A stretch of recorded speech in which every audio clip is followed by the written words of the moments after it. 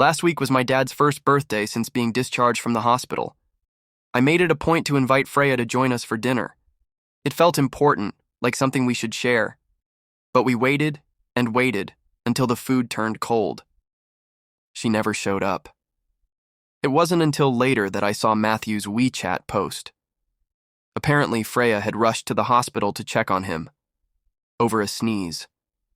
When I confronted her, she barely looked up. "Your dad's fine now," she said flatly. "I'm not part of your family anyway. I'd just be in the way." We didn't speak for days after that. Then yesterday, she sent me a message asking if I'd come to her company's celebration banquet. A small gesture, maybe her way of extending an olive branch. It wasn't the first time. We've been on this merry-go-round ever since Matthew returned from abroad. Quarrels, makeups, and more quarrels, all circling back to him. The truth is, I'd stopped feeling happy about anything Freya did. When her message came, I didn't feel touched or hopeful, just tired. Tired of giving my heart to someone who didn't seem to care for it. I replied, "Got it," and got back to work. After work, I cleaned up, but didn't even bother changing, into a suit. I went to the hotel where the banquet was held, right on time. But without an invitation, I couldn't get in. I tried calling her. No answer. Texts went unread. So I just stood there watching people walk past in their fancy clothes, looking like I didn't belong. Maybe I didn't. After 10 missed calls, I gave up and walked home. No taxis in sight, but the walk was oddly calming. For the first time in a long time, I felt quiet. When I got home, I saw the video. A friend had forwarded it. It was already trending locally. Freya and Matthew were standing center stage, smiling, perfectly dressed. The crowd had cheered them on, chanting for them to kiss. And they did, right there under the lights. A passionate kiss that set the room ablaze. The comments were gushing. A match made in heaven. They're perfect together. And me? I felt weirdly calm. No rage, no heartbreak, maybe even a bit of relief. Like something had finally snapped into place. I typed a comment under the video. After sneaking around for so many years, they finally dared to kiss in public. Congrats. It was quickly buried under all the praise. I took a shower and went to bed. Didn't bother reading the rumors online. Didn't ask Freya why she left me standing at the door with no invitation. None of it mattered anymore. Sometime around 2 a.m., I heard her come home, drunk. Her footsteps were heavy and unsteady. She smelled like a bottle of whiskey, but I didn't get up. Didn't rush to make her hangover soup like I used to. I just lay there, pretending to sleep, and in that moment, something clicked. Freya, without the rose-colored filter I'd always seen her through, was irritating, loud, inconsiderate, and honestly kind of sad. She stood there for a while, waiting, then mumbled, "Kevin, I want some hangover soup." I didn't move. Not anymore. That soup had been thrown on the floor too many times during our fights, staining the rug I picked out because she liked it. I used to act like some kind of house husband, waiting, hoping, bending over backwards so she'd feel cared for when she got home. And all I got in return were cold stares, sarcastic remarks, and the same tired accusation. If I really had something going on with Matthew, why would I still be with you? Eventually, she stopped trying to explain. She didn't need to. I knew. Her silence said everything. She'd watch me spiral, come apart, put myself back together, only to knock me over again. And I got used to it. But now, even thinking about it makes me feel foolish. When she finally gave up trying to wake me, she went off to remove her makeup and took a long, noisy shower. I woke up around 10 a.m. She was still asleep, her face buried under the covers. Strange. No brunch plans with Matthew today? I made myself a light breakfast, then sat on the couch rewatching last night's video. I watched it on loop. 10 times, maybe more. I even noticed the Rolex Matthew wore, the latest model, a gift from Freya. Just because she felt like it. Meanwhile, When my dad was in the hospital, she wouldn't even chip in for a fruit basket. At 1 p.m., she finally woke up and wandered into the living room, confused at the empty table. "Why didn't you come yesterday?" she asked casually, scrolling through her phone beside me. "You didn't give me an invitation. They don't know me. How would I have gotten in?" I said with a smirk. She'd made it to VP at her company, yet no one there even knew she had a boyfriend. Most assumed she was single. I used to argue about it, thinking it mattered. But she'd always say, "I go to work to make money, not to show off our relationship. Can you stop interfering?" But yesterday made it all clear. It's not that she didn't want to share her boyfriend.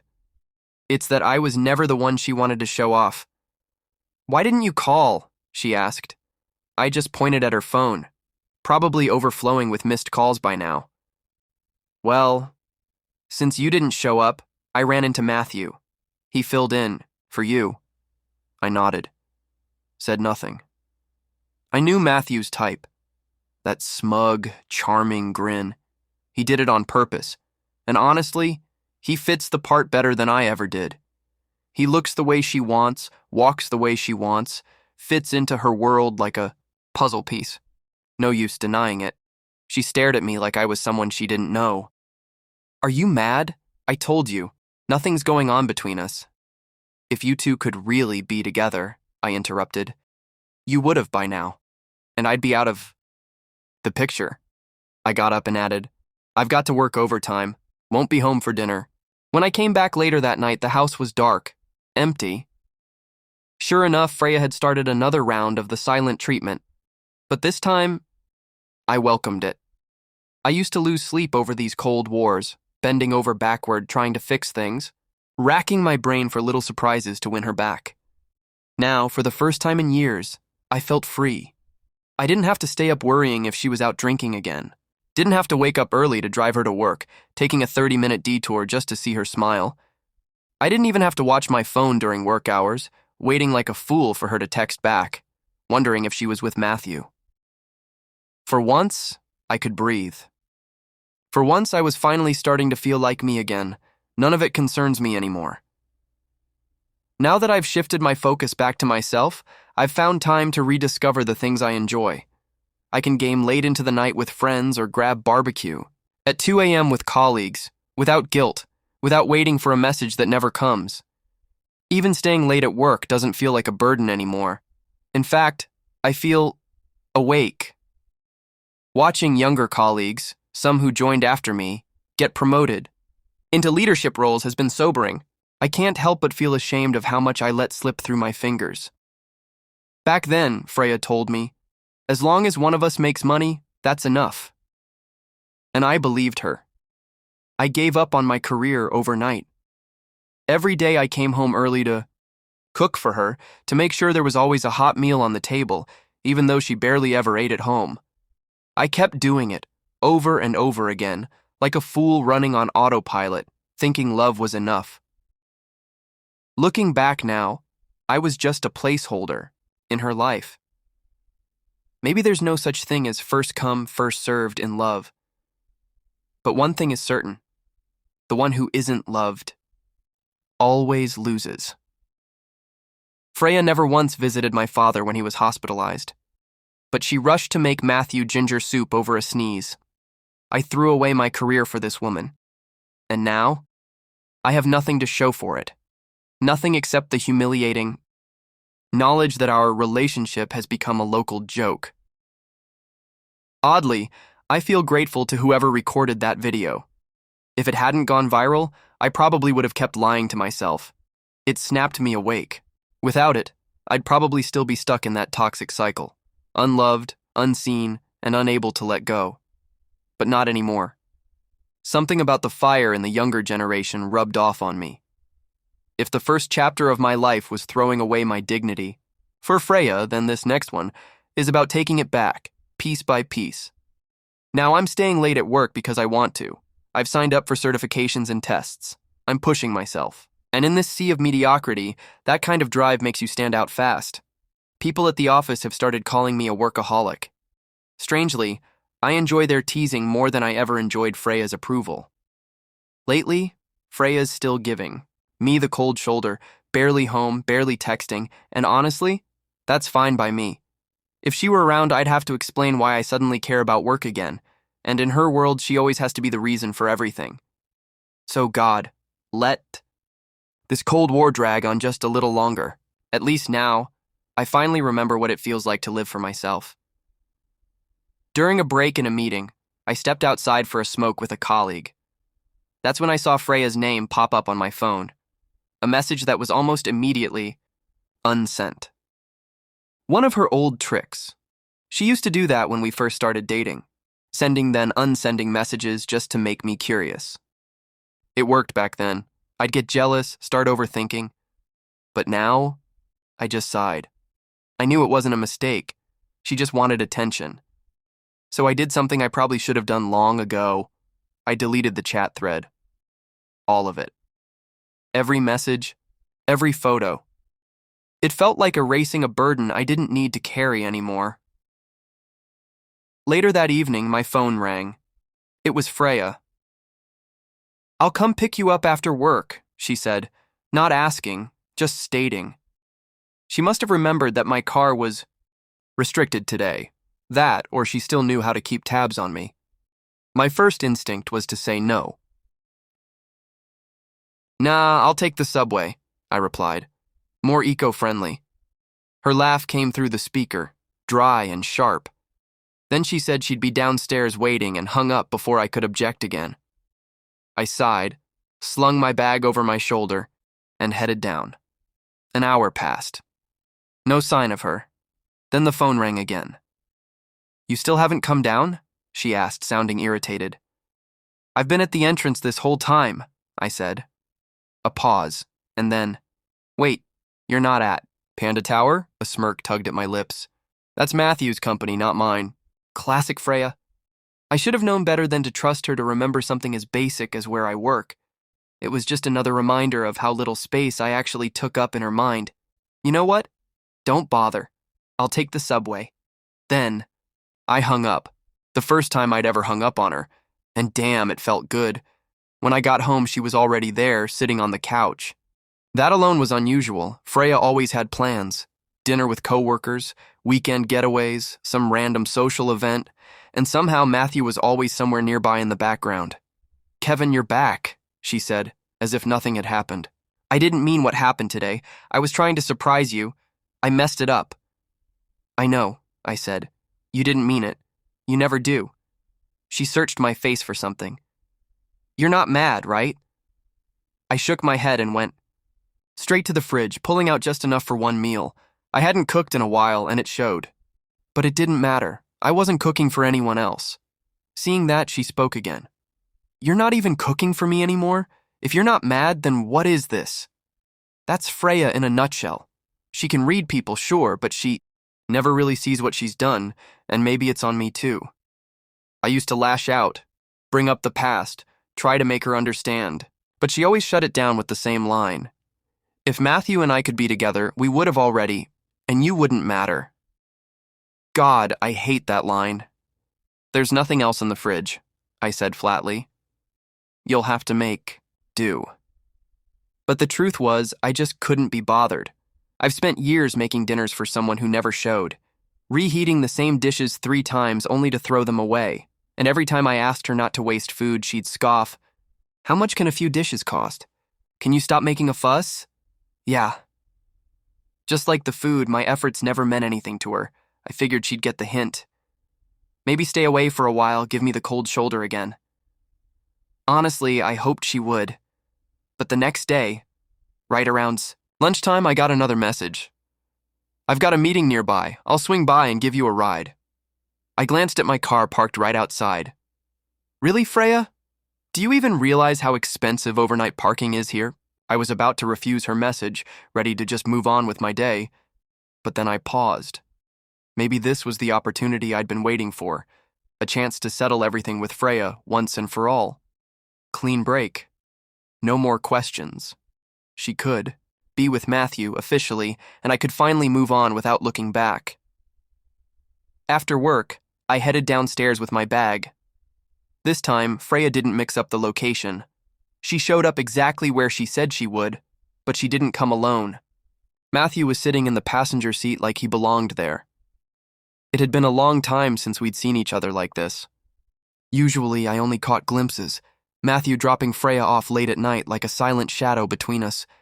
But now here he was, center stage. And Freya? She just sat behind the wheel and honked, like I was the one being difficult. I let out a small laugh. So this was how it was going to be. Still, I opened the back door and got in. I mean, why not? If someone else is driving, I might as well enjoy the ride. Besides, isn't the front passenger seat the most dangerous spot in a car? Accident? I'll pass. My mind drifted back to the first time I ever met Matthew. It was during a company team building trip. Our friends had thrown him a little welcome back party at the same venue. I'd had a few drinks and just wanted to leave with Freya, but I caught them sharing a drink from the same glass. The people around us laughed, teasing them. Someone even said, "Freya, when are you breaking up with that guy? Matthew's right in front of you." Matthew didn't say anything arrogant. He just smiled at Freya. And Freya? She didn't deny it, just shook her head and smiled. That was the moment I knew. Matthew wasn't just some friend from the past. He was her what if, the one she never quite let go of. That realization haunted me for years. I spent so long comparing myself to him, but not anymore. Comparing yourself to someone like Matthew is a game you lose before it even starts. Suddenly, Matthew's voice broke the silence in the car. "There's an art exhibition this weekend. Freya, you should come with me." For a second, she hesitated. I caught her glancing at me in the rearview mirror, like she was trying to read my reaction. Matthew kept pushing. "Kevin wouldn't be so petty, right? Keeping you locked up at home all weekend like a housewife?" There it was, his usual smug tone, dressed in politeness but dripping with condescension. He never hid how little he thought of me. I shrugged. "Do whatever you want. I've got overtime this weekend anyway. Go enjoy yourselves. Just try not to let another video go viral this time. Not a great look." Freya turned sharply. "Video? What video?" The confusion in her voice sounded genuine, but I didn't answer. What would be the point? Stirring the pot wouldn't change anything. Let her wonder. Matthew smoothly steered the conversation back to art and culture or whatever charm campaign he was running that day. I knew this entire car ride was orchestrated. He wanted to mark his territory. But until Freya officially ended things with me, he was just a third wheel. That thought made me smirk. I leaned back, saved a few of the trending videos to my phone, then closed my eyes. Evidence. Just in case I needed it someday. Eventually, I drifted off. When I woke up, we were already home. I stretched, then followed, Freya upstairs in silence.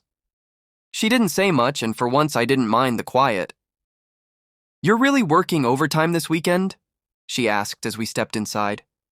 "Yeah," I replied. "Reading at the office still counts, right?" She fidgeted, then added, "I went shopping with Matthew earlier, but I came to pick you up right after." She said it like she expected praise. But I didn't bite. Matthew comes from money. What could he possibly need Freya to buy for him? The truth is, she probably just followed him around like always, playing the loyal tag-along. For years, that was me, her overly loyal golden retriever. Well, not anymore. I mumbled a few non-committal replies and headed for the shower. That night, Freya pressed herself close in bed like she was trying to reconnect. But I didn't move. My heart was still, like a calm lake after a storm. I felt nothing. The next day, she surprised me again. "Lucas and the others want to meet today. They insisted I bring you along," she said, almost like she was trying to include me. I stared at her, biting back a sarcastic remark about my parking fees. Finally, I replied, "I'll drive. You lead the way." She looked relieved. "Okay, just make sure to follow me." Lucas, the guy who sent me that viral video in the first place, the same guy who's always encouraged Freya to dump me. Childhood friend, lifelong cheerleader for her and Matthew's love story. Everyone, in their circle, thought Freya and Matthew were destined. They never saw me as anything but a placeholder. When Matthew left the country, I guess I was the fallback. We've been together for years, but ever since Matthew came back, it's like the past rewound. The whole gang reassembled. And Lucas? He's told me more times than I can count how perfect Freya and Matthew were together. The families loved it. Their future was practically scripted. Every time I heard that, it ate at me. I'd run home and question Freya, always getting the same cold reply. If we could be together, we would have already. What does it matter to you? That line, it never stopped hurting. But like a cockroach, I kept crawling back, broken but alive. Not anymore. Today, I just wanted to see how far they'd take it. We arrived at Lucas's house. Before I could even ring the bell, the door flew open. Confetti exploded into the air, and there was Matthew, standing front and center with a bouquet of roses. "Freya," he said, stepping forward. "Today marks the 15th anniversary of the day we met." He handed her the bouquet.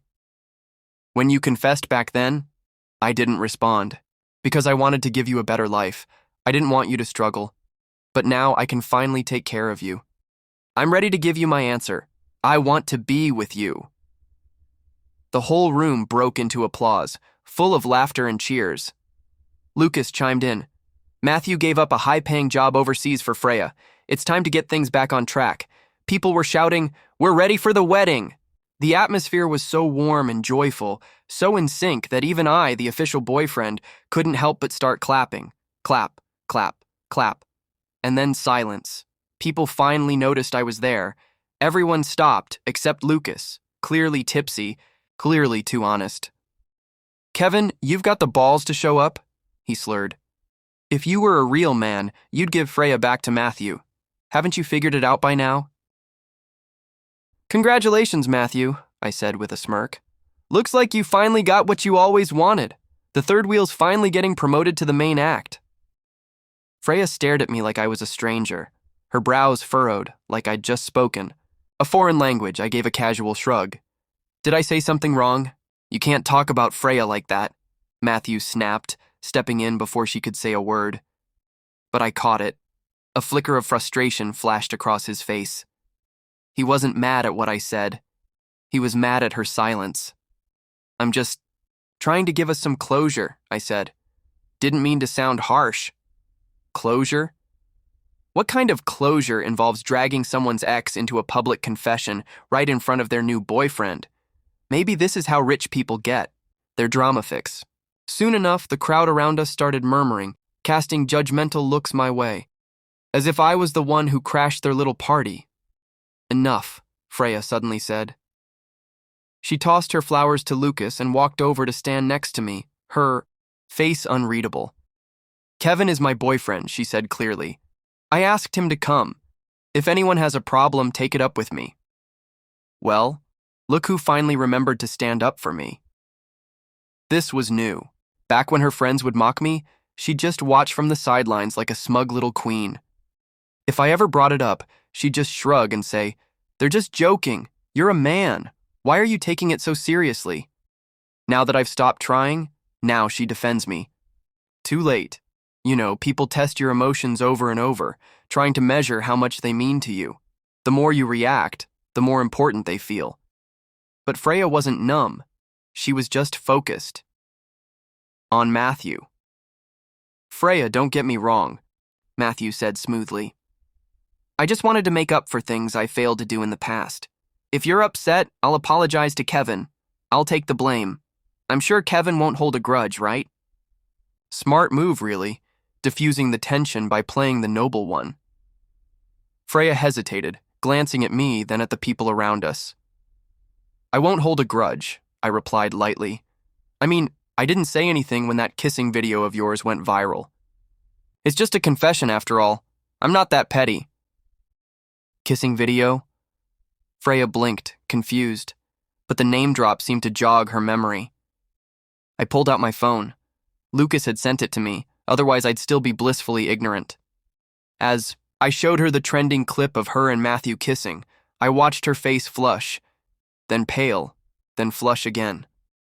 Love doesn't vanish in an instant, but I didn't come here to humiliate her. That wasn't the point. So I turned and walked away. Sitting in my car, memories of us hit me all at once. It felt like everything we had just dissolved after today. My phone kept buzzing, but I silenced it and drove off. Home. Dad's been out of the hospital for a while now, and I still haven't visited. As for Freya and me, maybe we'll talk once she calms down. Though next time I see her, she might already be Matthew's girlfriend. The next morning, just as I stepped out of the house, I saw her. Freya stood there waiting.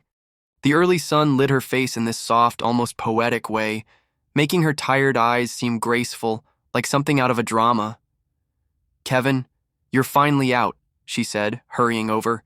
"You weren't answering my calls, and you haven't been home. I didn't know how else to reach you." Her voice cracked slightly. "I don't even have your parents' numbers. I've been waiting here. 5 years together, and she never even asked for my parents' contacts. Never once. Visited my dad in the hospital, but she always remembered to send gifts to Matthew's parents, every single holiday. I had once hoped to use this moment to introduce her to my family. Not anymore. I really don't know how that video got out," she continued. "I've already contacted the uploader.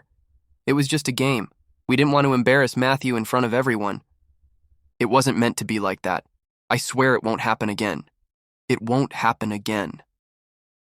God, I've lost count how many times I've heard her say that, after getting drunk with Matthew, after staying over at his place, after I couldn't reach her for an entire night. "I told you it won't happen again. What more do you want?" That was always her line, but she was the one making and breaking those promises. I looked at her, my expression flat. "I'll stay at my place for now," I said. "Let's both take some time to think." I didn't wait for her response. I got in my car and drove to work. During lunch, I noticed a message from Freya. She'd typed something, then deleted it. A moment later, she sent a photo. It was a travel plan. "A trip?" I replied with a single question mark. She responded, "You said you've always wanted to visit the capital, right? I made all the arrangements. Let's go together." We had talked about that trip so many times. I made all the plans. She always said she was too busy. Too busy having dinners with Matthew. Too busy stargazing with Matthew. Too busy attending events with Matthew. But now she suddenly had time? Too bad I deleted our old chats. Otherwise, I could reread how I poured my heart into long messages and got cold one-line replies. Eventually, it just felt like I was talking to myself. At one point, I told myself maybe she was just bad at texting. Maybe she was just really swamped with work. Eventually, I got used to it. My messages became like little reminders to her. Don't. Forget to eat, don't forget to rest. The one who loves more always loses. But I liked her. What could I do? Now I know. Sometimes the best way to love someone is to stop disturbing their life. I glanced at her itinerary. The first stop she highlighted was roasted chicken. Cute. Except I'm allergic to chicken.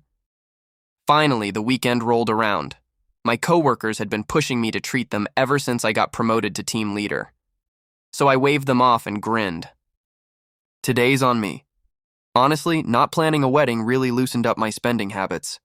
I used to be so careful with money, saving every penny for a future with Freya. Even when coworkers wanted to split a coffee, they'd skip asking me. They knew I'd say no. Eventually, they stopped inviting me altogether. Meanwhile, Freya spent money like it grew on trees, luxury watches, designer goods, endless gifts, for Matthew, of course. She once even dipped into our house savings. I tried to talk to her about it, but she always snapped, "Most of that money was earned by me. I'll make it back." Eventually, I just stopped trying. Now, I'm honestly grateful to have time and money for myself again. We ended up at this BBQ joint one of my teammates swore was a hidden gem. Big portions, great flavors, super affordable. Everyone was laughing, drinking, enjoying the vibe. Just as I raised my glass, my phone rang. It was Freya. "Kevin, are you coming home tonight? I bought all your favorite dishes. It's been so long since we've had dinner together." I thought about her cooking, which, let's be honest, was always a hit or miss situation. "No need. You eat. I'm out," I said simply. As I hung up, one of the girls shouted, "Everyone, toast to our new team leader!" So I did, and for the first time in a long while, I smiled without guilt. Freya's voice suddenly turned sharp. "Who's that? Why are there women's voices?" I sighed, trying not to get annoyed. "I'm at dinner, Freya. It's normal to have female coworkers. Don't be so paranoid." Funny, every time she was out with Matthew, she'd say the exact same thing. "We're just hanging out as a group. It's normal for there to be guys. Don't be so paranoid." Now finally, I had a reason to throw those same words back at her. After I hung up, I went back to enjoying my food. I had to admit the grilled skewers at this place were seriously good. Throughout the evening, Freya kept texting me. She said she was worried about me driving home after drinking. She even offered to come pick me up. I ignored her. Instead, I made plans with my colleagues. To hit another bar, she called again. I almost didn't pick up, but something about her persistence wore me down. "What's your deal, princess?" I asked. "I'm worried about you," she said quietly. "Just give me a chance to apologize, okay?" She hesitated before saying those words. Hearing an apology from Freya was like seeing snow in summer. She always carried herself like a tough, no-nonsense woman. Never cried, never cracked. She never admitted fault. When I loved her, that strength was what I admired. But now, it just felt exhausting. I sent her my location but didn't mention when we'd be leaving. Hours later, drunk and stumbling, we walked out, and there she was already waiting by the door. "How much did you drink?" she scolded, rushing over. She tried to help me into her car, but I brushed her off. Even tipsy, I wasn't about to let the valet rack up a ridiculous parking fee on my car. She bit her lip but followed me anyway. "I want to go home," I mumbled as I slumped into the passenger seat, watching the streetlights pass by. "My own house, not yours." But when we got to her place, she gently insisted, coaxed, and eventually led me upstairs. I only realized what happened after I woke up. I had passed out in her bed. Before she left the room, she bent down and kissed my forehead softly. I opened, my eyes then, fully awake, and touched the spot she had kissed. A strange calm settled over me. To avoid running into Freya, I woke up before dawn. I tiptoed out, only to find her fast asleep on the couch. I grabbed a blanket and gently tucked it over her, but even that small motion stirred her awake. "Kevin, you're up." "I'll make you some hangover soup," she mumbled, her voice soft, none of the usual commanding tone she had at work. "No, need?" I said. "Go back to sleep and rest." Then I slipped out the door. That day, Freya didn't go to the art exhibition with Matthew like I expected. Instead, she brought me a lunchbox and left it at the front desk. After that, she started acting like a different person altogether. She stopped going out with Lucas and his crowd. She even turned down invitations from Matthew. Every day, she'd deliver lunch to me with a handwritten note or a reminder to eat well. When I went out drinking with colleagues, she'd somehow show up at the restaurant ready to drive me home. I didn't know what her angle was, but with a big project keeping me busy, I let her do her thing. Eventually, Freya started rushing home from work to cook dinner. Her friends even started teasing her in messages, saying she must be prepping to marry Matthew and become a housewife. One day, I was sitting beside her when she received one of those voice notes. The message played out loud. "So, when's the wedding with Matthew? Housewife life suits you." Freya panicked and tried to shut it off, only to turn up the volume by accident. I sat there, expressionless, reviewing a proposal. She thought I was mad and scrambled to show me a picture she had just posted of us on her Moments. But I wasn't upset about the post. I was frowning because of a typo in the document I was editing. The picture she posted was from our 5th anniversary, taken at a photo studio I had dragged her to. She was smiling so brightly that day. I thought she was excited about the proposal I had planned. Later, I found out she had just gotten a message from Matthew that her first love was coming back to town. Now that I look back, her smile that day was genuine, just not for me. Time flies. 5 years disappeared in a blink. I've got to head. Back in, I said, grabbing my laptop. They need the proposal tonight. Freya looked disappointed but said nothing. She had cooked soup from scratch, hoping we could eat together. I left anyway. What I didn't expect was to see her again later that night, outside my office, waiting in the cold. I rubbed my eyes. I thought I was imagining her. I expected her to be furious after how I brushed her off. I expected a meltdown, a shouting match, maybe even the silent treatment. Instead, there she was, cheeks flushed red from the wind, standing quietly. At that moment, I made up my mind. I didn't love her anymore, not in the way I used to. But I remembered a version of her that was bright, confident, full of sunshine. I didn't want to watch that version of her slowly break down like this. Still, I knew deep down, we were over. "Let's talk," I said, walking toward her. She looked startled, then scared. Without saying a word, she got in her car and drove away. I stood there, scratching my head, then turned and walked to my parents' house. We both knew this couldn't be fixed. There was too much in the way now. To my surprise, Freya didn't chase after me this time. She didn't blow up my phone. Instead, she went quiet, initiating her own Cold War. Neither of us wanted to be the first to cave. The silence dragged on. One night, my dad called me into his room. "Son, life isn't just about love," he said gently. "Sometimes letting go now might be the only way you'll find each other again, under better circumstances. Right now, you're both too stubborn, and it's hurting you." When I first told my parents about Freya, they were thrilled. They had heard me talk about her for years. They were convinced we were meant to be, even encouraged us to get married. Pushed all the pressure onto myself so she wouldn't have to worry. I never told her about it. I didn't want her burdened by those things. Funny how I never got the chance to tell her that. Just as I stepped out of my dad's room, there was a knock at the front door. Freya walked in with a bright smile, holding a bag of health supplements. "Uncle, Auntie, it's been so long.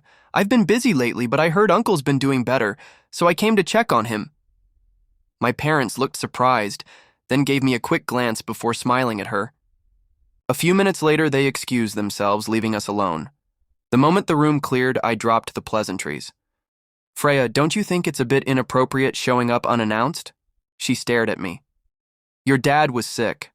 I just came to check on him. What's so wrong with that?" I looked her dead in the eye. "He's already recovered, and now, suddenly, you remember to come see him." "You finally showed up," I said, trying to sound casual.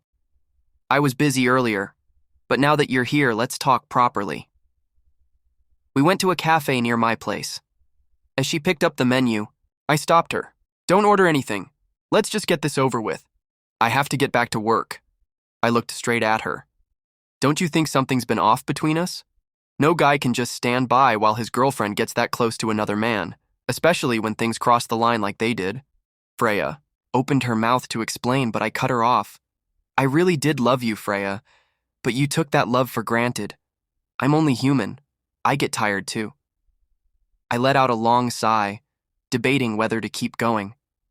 Freya just sat there, silent tears falling down her cheeks. "I know I've been selfish, Kevin," she finally whispered. "When Matthew came back, I was confused. But I've realized something. I love you. I told everyone I'm your girlfriend, now. I even told Matthew we're not going to be hanging out anymore. Please, just give me another chance. I'll change. I'll do whatever it takes for you to love me again." I shook my head. "Freya, you still don't get it. This isn't just about Matthew. The real problem is that somewhere along the way, you gave him your heart, and I never got the affection from you that a boyfriend should have received. If I had a childhood friend and catered to her the way you did to Matthew, would you be okay with that?" I paused. My voice got quieter. And when my dad got sick, he wanted to meet you, but you left to take care of Matthew instead. Did he really need you? Or were you just trying to avoid meeting my parents? I looked away. We should have ended this a long time ago. And with that, I left the cafe. From the car, I glanced back. Freya was still sitting there, sunlight catching the tear stains on her face. Maybe it was the first time she cried for me. I have so many memories of Freya crying. Like a little hamster, she'd hide under the blankets, sniffling quietly. If she stayed there more than 5 minutes, I'd know. She was crying. She cried over a lot of things, failing an exam, problems at work, feeling homesick, or maybe even thinking about the love that never quite worked out. She cried after she saw Matthew again, too. But those tears were different, joyful, the kind of happiness that comes from finally having your first love beside you. Back then, I used to tell myself, as long as I'm here, I won't let her cry because of me. In the end, I broke that promise. After our talk, I cut ties with Lucas and the others, friends I only knew because of Freya. They never accepted me anyway, and just like that, life started to return to normal. I kept busy with work and studying, spent time with my parents. I felt peaceful. Freya never reached out again. Her social media was quiet. It was probably for the best. I didn't want to revisit that part of my life, the part where I was just her lovesick shadow. But fate had other plans. I ran into her at the hospital. I was there for my dad's follow-up when I spotted her near the entrance, looking around. I tried to avoid her, but her eyes lit up when she saw me and she ran over. "Kevin! Uncle!" she said cheerfully, grabbing the medical file from my hand. "Everything go well? Uncle, you're recovering okay?" She naturally slipped her arm through my dad's and started chatting like old times, glancing at me every now and then like nothing had changed. I just stood there, unsure of how to react. Back at our house, my dad asked me to walk her out. As I opened the door, she smiled, so proud like she thought she was winning me back. But I stayed quiet. "Freya," I said finally, "you don't need to do this. You don't have to take care of my parents. There's no future for us. Why put yourself through all this?" The Freya I remembered held her head high. No matter how hard life got, she stayed hopeful. Even though we weren't together anymore, I didn't want her to lose that light. It wasn't worth changing who she was for something that was already over. "I just feel guilty," she said. "I didn't visit them enough while we were dating. Can I at least make up for that?" I looked at her, then at the door behind me. You know my answer. Right then, my mom called out, inviting her to stay for dinner. I ignored the hopeful look in Freya's eyes and closed the door behind her. Some goodbyes don't need words, just closure.